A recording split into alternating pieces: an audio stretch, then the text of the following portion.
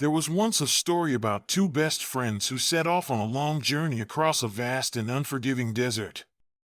They walked together for days, supporting one another through the relentless heat and endless dunes of sand.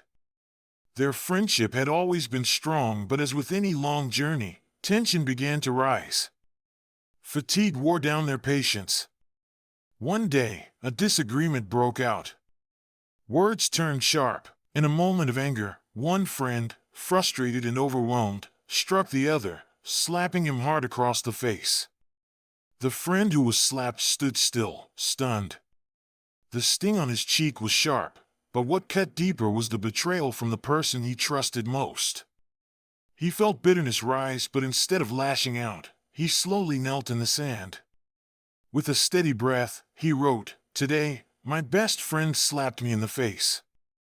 They said nothing after that. The silence between them was heavy as they continued walking, the desert stretching endlessly before them.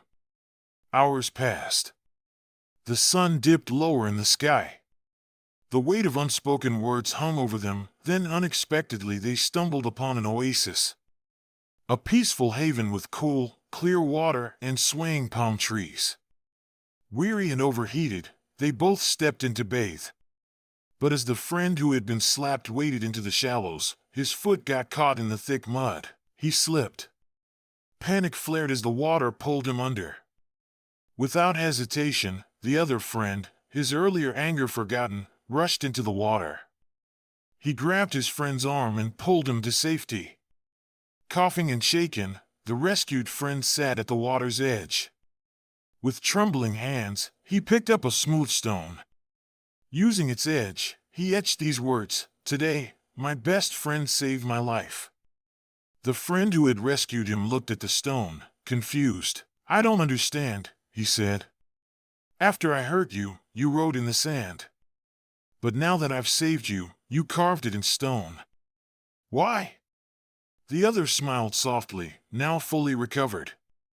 His voice was calm. "When someone hurts us," he said, "it's like writing in the sand. Time and forgiveness can wash it away. But when someone does something kind for us, it should be like carving in stone. It's something we must never forget, because no wind can erase it." His words lingered in the air. And in that moment, the friend who had slapped him finally understood. It wasn't the pain or the praise that defined their journey, but how they chose to carry it. Side by side, they continued walking stronger, wiser, and more connected than before. They had learned that the true treasures in life aren't found in gold or riches, but in the people who walk beside us through the storms and the sun.